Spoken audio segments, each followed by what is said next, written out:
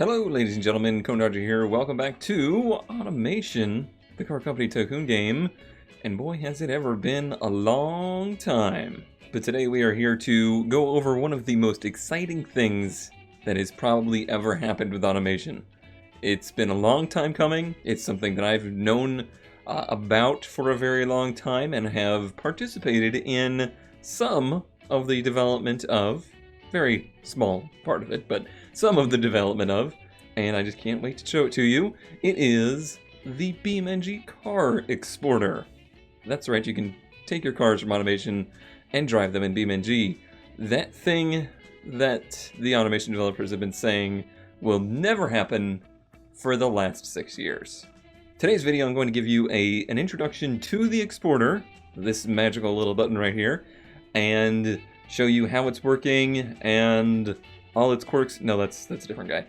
All of its different functionalities. We'll build ourselves a car and we'll take it to beamng and we'll compare how the car performs in Automation to how the car performs in beamng.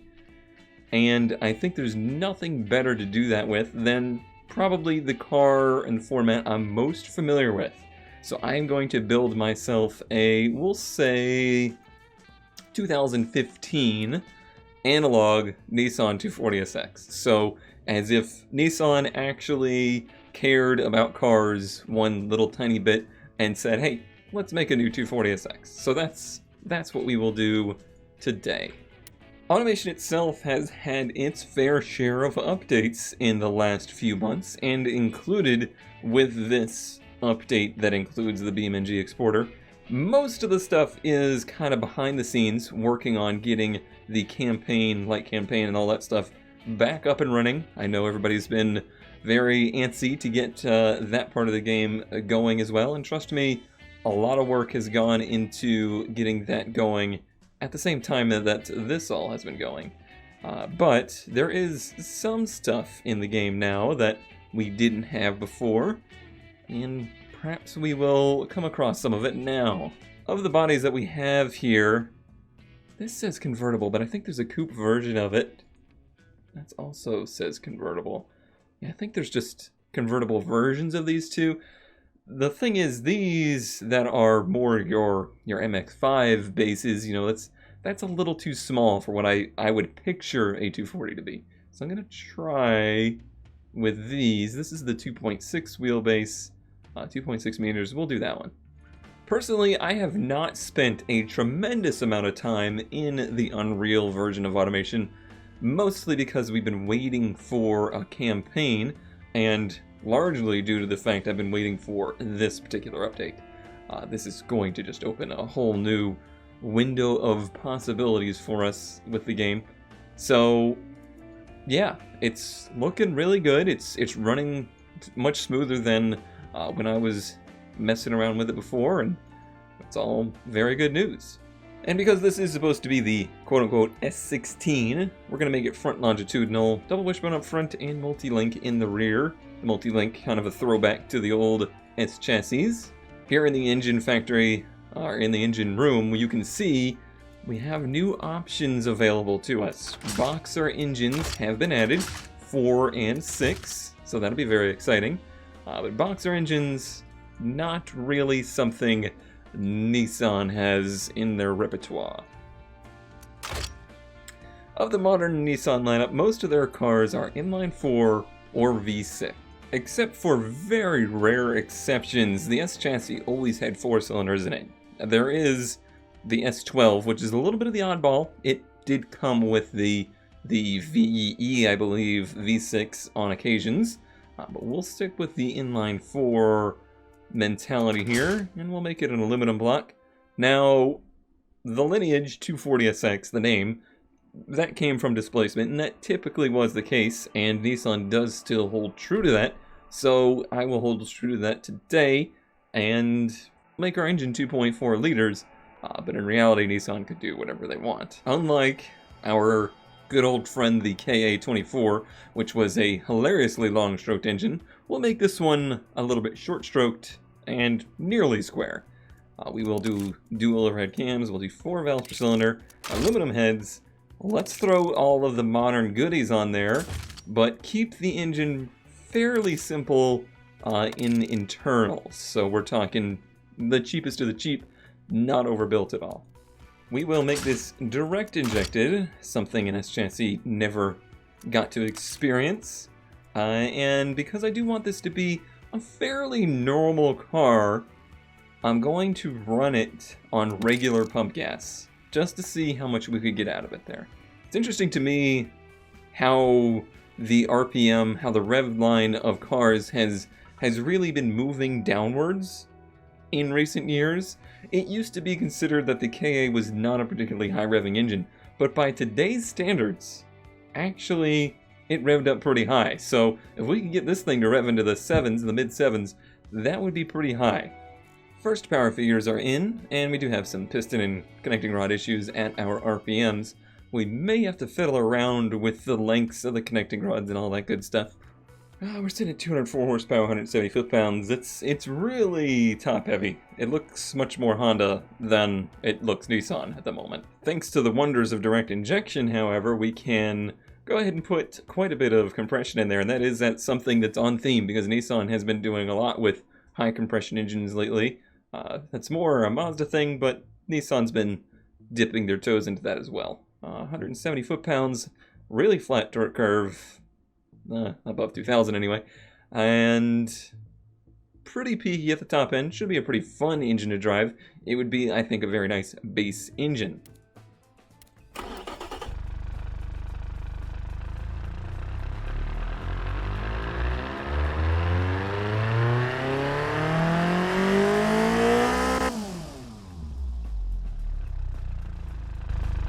Good running little engine. I think it will serve us well for right now.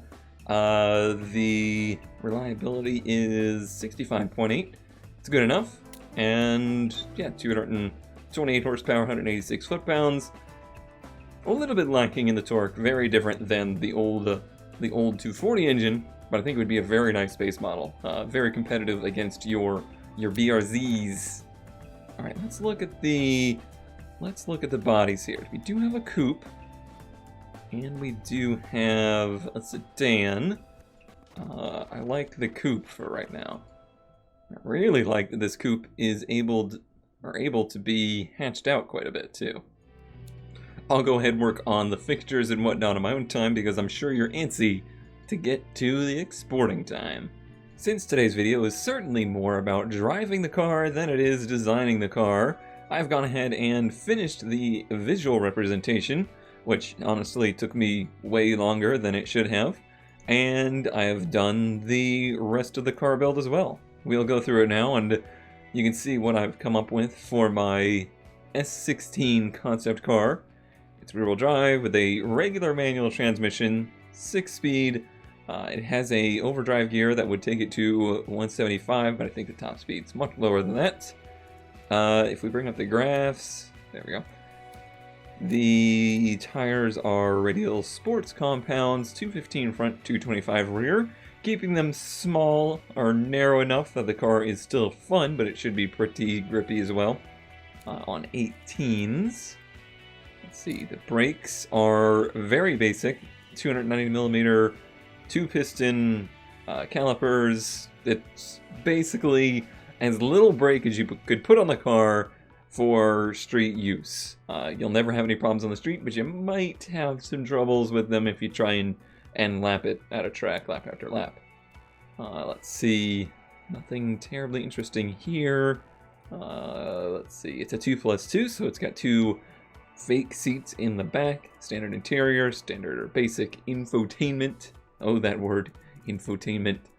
And let's see here, I've spent a good chunk of change on electric variable power steering. It has all of the good features of modern electric wizardry of ESC, launch control, ABS, traction control, all the good stuff. Standard 10 safety, and a pretty aggressive suspension setup. I actually might want to lower it a little bit more here. Lowering the car tends to hurt your scores, but it does tend to make them handle a little bit better. And that should do it there. Can I move that back up? No. Now it's actually getting less and less happy. Alright, well, that's fine. Not too concerned about any of that. The scores are above 100 in track budget, and fun, and those are all of the things that this car should be doing. Let's see here. Go to the basic design. Let's remind ourselves it's 227 horsepower, and it comes in at a total weight of 2989. Heavier than the old 240s, but for a modern car, that's pretty darn light. 56% to the front in the weight balance. I did mess around with some different chassis and body panel materials to try and get that weight down, trying to replicate the old feel of the S13, 14, and 15, but like I said, it's very hard to do with the modern construction of safe, I say that with a layer of snark, safe cars. But I'm pretty happy with that. It's what I would expect from a modern S-chassis car. There would likely be different versions with, say, turbos and, maybe a nice SCR would be something that would be really nice. But for today, let's just make one car, and I want to show you how to export it, get it into beamng, and then we'll compare it. To compare it, I need a test track time. I actually have not done this recently. That 222 might not be accurate anymore.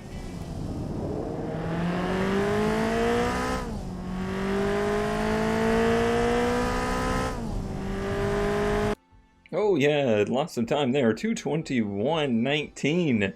Well, lost some time. It gained some time. It got a better time. Let's use that verbiage. 221.19 is the time to beat, or match, hopefully, as we head to beamng, and let's go do that now. I think I am in the right place with this car's build. It'll be a great first example. So this is very easy. I'm just gonna click export the car to beamng, and it will bring up a screen here.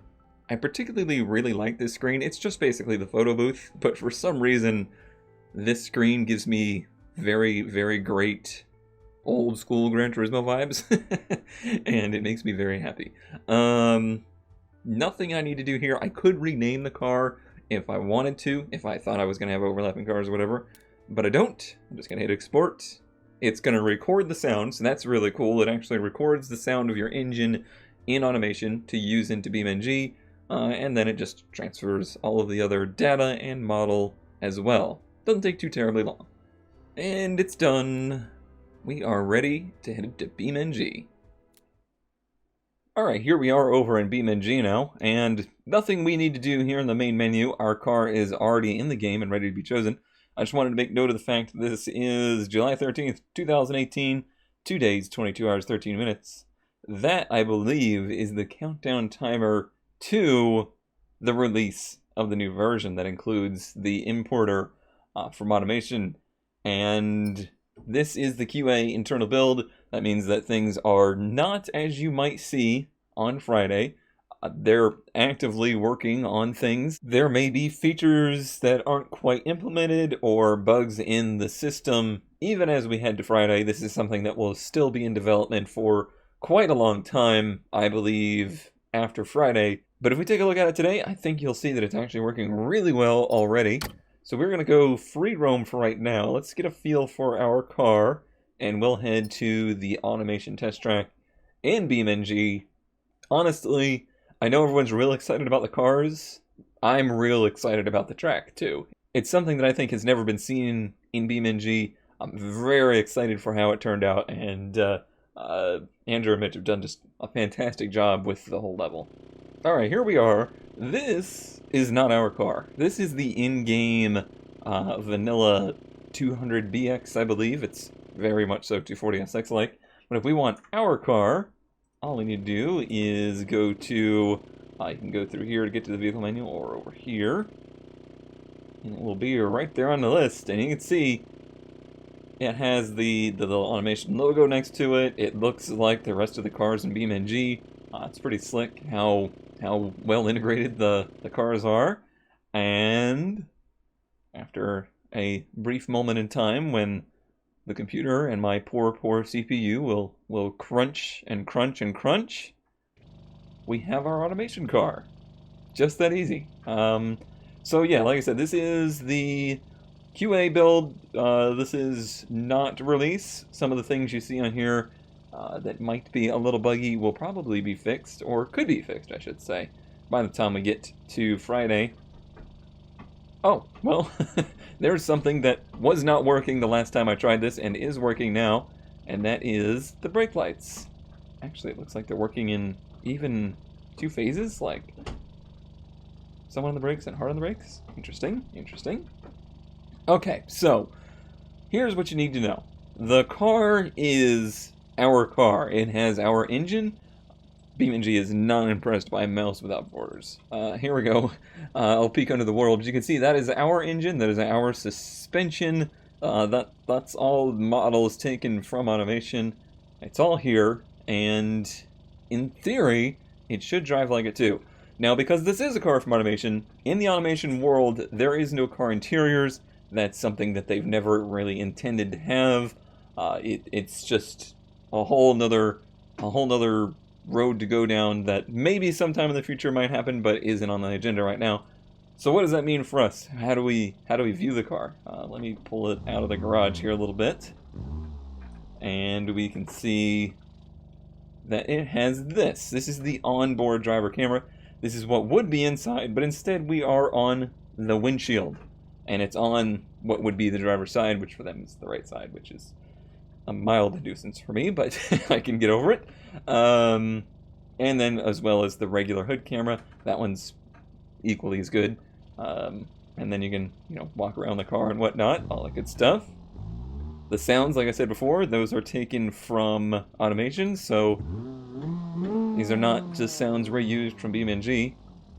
And let's go for a drive. Let's see what it's like. Yeah, it definitely is a pretty high-strung engine. And this is probably many of your first look here. Many of you have not seen the 3D representation of the Automation test track. It has turned out very, very nice. For me, I have seen this track in one form or another, in one platform or another, for years now. And where it is now compared to what it was even 6 months ago is pretty amazing.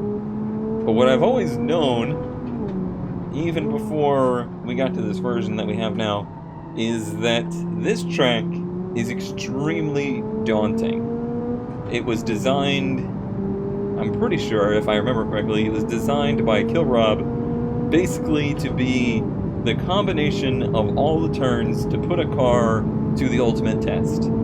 So it's really a mismatch of different tracks and different layouts, or just different kinds of turns, many of which are not easy to deal with. Mostly, I'm talking about this one right here. You will find yourself hating that turn a large amount of the time. But trust me, after a while, you'll get there, and it's not so bad. Getting a little feel for it here. It's pretty good. The ESC has been doing very good at saving me. I'm not sure yet if I want to use that for a comparison test or not. My feeling is that the Automation driver, does the Automation driver ever have a name? I guess not. The Automation test driver probably uses it, is using the car as it is presented. However, I think the ESC might be a little too, it might get in the way a little bit too much over here, so we might have to turn it off to get an actual representative time. We'll have to see. That'll depend on the car. Like this car being, heavy in the front, pretty narrow tires, rear-wheel drive, it's gonna want to get a lot of wheel spin in places like that, where in reality it'd be super easy to drive out of this without ESC trying to kick in and destroy our fun. But we'll have to see. We will have to see. This is another tricky turn right here. The faster your car, the more daunting that turn becomes. Visually, the place looks really great. There's tons to do around here. There's much more than just the main circuit. The main circuit obviously is a very important part of it, and that's what we'll stick to mostly today.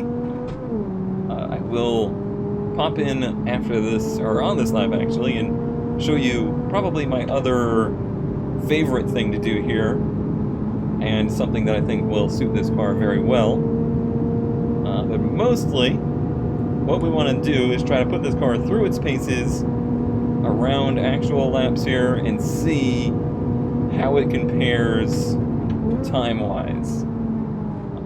Usually what I've found is that the cars, or what I can do with them in-game, is a little bit slower than what I've been able to do, or what the automation driver has been able to do. We'll see if that holds true today. I missed my turn. I was going to turn back there, and I missed it. You can see there's plenty of like other testing facilities here, and later this week I am going to do a kind of somewhat podcasty video with Andrew and Mitch, who were the main designers of the track. Early on I dipped my toes into the development of the track, but later into the project, the professionals took over and did amazing things with it. This here, I believe, is 100% Andrew's, or Daffy Flyer, as you may know him, Daffy's idea, and it's a lot of fun. It's something that we noticed many test facilities have, and it's basically a closed course that mimics country roads, so it's lower speeds than the big track. I think it's a great place to really learn driving in beamng, because you can really push the car through its paces without being at such high speeds that it's hard to keep the car under control. Car is fitting exactly what I wanted, though. It feels like a fun, light sports coupe, which is exactly what a 240 should be, or a Silvia, or a S chassis, I should say. I guess that's the official way to say that. I think it would be interesting to see what a hopped-up version would do. Let me actually disable ESC for a moment and see what it's like without the computer telling me to not have fun. It's got one thing that my lovely 240s never had factory, and that's a geared limited slip, so it should actually slide pretty well here. On the slow course here, I'm not cooking the brakes, but I think on the big course we'll probably end up finding the limits of those brakes. Oh, buddy! Yeah, good car. Good car. I like it. Yeah, I think you guys are gonna find that this little track here is quite a bit of fun. All right, let me get to work now. Let me put on my helmet and go do some actual test laps around the big track and see if we can match the automation times. Alright, if you want to do that, if you want to run times like the test driver and automation would do, go to Time Trials, select the map, select the automation test track, and then the racetrack circuit, and then you pick your car, reduce it to 1 lap, and that will give you a standing start. You can see I've run various cars here before, but we're trying to go for something of the 221 range would be really nice. Something in the 221s. I have a feeling it's going to be a struggle to get down to there, but we'll see. We'll see. All right, so here we go.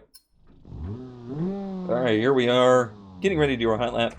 A hint before you go out and try to do your own hot lapping, you're going to need to go into Customize UI apps here and uncheck Hiding Cockpit for these 3, depending on what all you want on there. But those would be hidden in the dashboard camera normally. And you would need to do that differently for the hot lapping mode versus free roam mode. It's one of the things I've noticed. And let's go into that view right here. and let's go ahead and give this a try. I'm guessing I'll be many seconds down of the time to begin with, but we'll see. And away we go. I'm going to leave ESC on for this first attempt, and then later on we'll give it a try with it off. I'm betting there's a lot of time to be gained in turning it off. So a lot of these elements are merged elements, so the way that it calculates the turbos, for example, very different in beamng than automation, but those two things need to merge together to try and produce similar values. The way the tire models worked, even the way that some of the suspension geometries were. I can tell you there's actually been quite a bit of development in beamng itself for the way the cars drive, thanks to, well, us car nerds, basically, us racing nerds more specifically, noticing some of the trends with the way that the cars drive in game. Alright, there's something I'm noticing there, is our top speed as we approach the slingshot is lower than I was seeing in automation, but that doesn't mean that we can't run a representative pace. Oh, grind that third gear. It's a brand new car. We'll sell it to somebody at a slight discount. Yeah, it'll be fine. Okay, let's brake really late for this one. I was thinking that this car wouldn't have enough brakes on it, but it actually feels really good on the brakes. Looking at the temps, once they get over about 800, 900 degrees, that's when you'll start to see some fade. Ooh, that was a weird place for a little meander, though. This is another very tricky turn, and I think ESC was really holding us back there. Because it's all going to depend on the car. I think the easier driving cars are not going to have as many issues bumping into those ESC limits, which is why I brought up the merging of things. Like ESC and automation, I'm sure, behaves much differently than it does here in beamng. Pretty good first attempt, a 224, a couple seconds down, like I thought. Let's see if we can drop a few of those. This time around, I'm going to disable ESC and see what that does for us. I think that will pick us up a few seconds. It might be a little difficult. I'm going to really have to push the thing and try and keep it on track. Oh, it's a fun car, though. It is a fun car. Ooh, buddy. That was right to the edge of the track. It might honestly be a little too oversteery for public consumption. And these are the fun things you get to find out actually driving your cars. Oh, there goes third gear again. I think there's a synchro issue with third gear. Obviously, it has nothing to do with my inability to shift. Oh, buddy! I may have just scratched our brand new car. I was trying to not let off the gas out of there to see if we could get that little bit of top speed we were missing. I don't think we're gonna get it there, though. No. Closer to 129, 130. And I was paying attention to the speed and not the turn. So it's close. It's within miles an hour. ABS does work very nicely. Let's get to third gear. Try and stay to the inside. Back to the gas. Nice exit out of there. Very difficult turn. Let's brake in between the 100 and the 50. Balance on the brakes. You know, it's got just enough power that when it slides, you can keep it sliding, but not so much power that when you try to keep it sliding, it loops around. It's a nice middle ground. Something I think a lot of the light, modern sports cars, that was ugly, kind of are missing. They don't have quite enough grunt that you can keep them sliding nicely. Looking at you, GT86. Alright, here we go. See if we gained any time. This lap, okay. Hello, sleeping policeman. Well, gained a second, I think. Or less than a second. I'm gonna have to work on this one. That was a pretty messy lap. Another go here. Good launch. Second gear. Shame we can't get 60 in second, but it's kind of the nature of a high-strung four-cylinder. Keep to the inside of this one. Let it kind of be free through there. I don't want to get it bound down. Tail happy here. On the brakes as soon as we see that curve, basically. The harder you push it into this turn, the more it fights you on the exit. Try and make it through this pink turn as fast as I can. So I can keep that speed up for the straightaway. I feel like I did get a little bit more speed out of it than we did the last attempt. See if our top speed reflects that. Yet, we accelerate all the way down into the turn here. 130, it's closer. It was closer.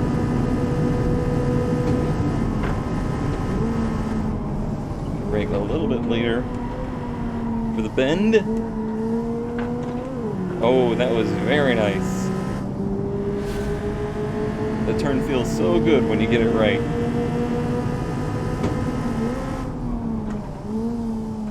Hard braking. Trying third gear. I think it's got a synchro issue with third gear. We need to send this thing back to the engineers. That's surely what it is. Okay. I'm on the brakes a little early here. Worried about the exit. Yeah, this one, the exit of this turn is very tricky. This is one I thought was going to be a nightmare. We'd never make it to the point where it was drivable, but it's actually ended up being not so bad. It's a little tricky at the top. Overdrove the entry of that a little bit. Not terribly so. It's going to be pretty close. A 21-2. Boy, I don't remember exactly what our time was, but that's pretty darn close, I think. And I think that was a well-done lap. Like, I executed that nicely. Cool. Well, I will overlay those two together in post, and we'll compare. Let's do just a little bit of free roaming here. Oh, wow. Right back into it, huh? And I think that will probably pretty much do it for today. You can see how the cars react in-game, and it's really pretty good. It's impressive how much you can actually feel it is your car. I think I just noticed a floating bit of building there. Still in work. It's still a work in progress. This track in the facility is a huge undertaking.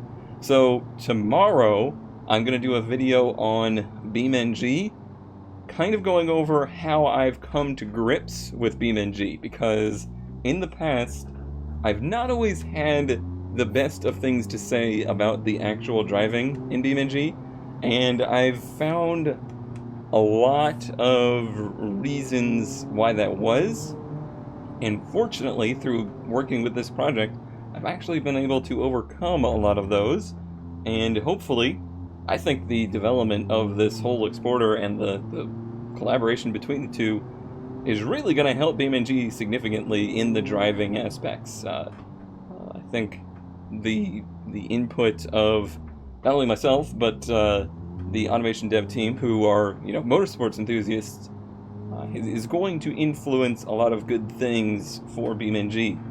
It's great for both games, obviously, but I'm really excited about what you might be able to do with beamng moving forward. So that's tomorrow's video, and then I want to do. We gotta do it. We gotta do some kind of build competition. I want to be able to drive everybody else's cars, so I'm gonna try and make a video describing a build competition for later in the week, because on Friday you all will have this in your hands, and if you don't have either one of the games, I believe on Friday they will both be going on sale. as part of the release, the announcement of this. So if you wanted to take part in something like that, keep an eye out.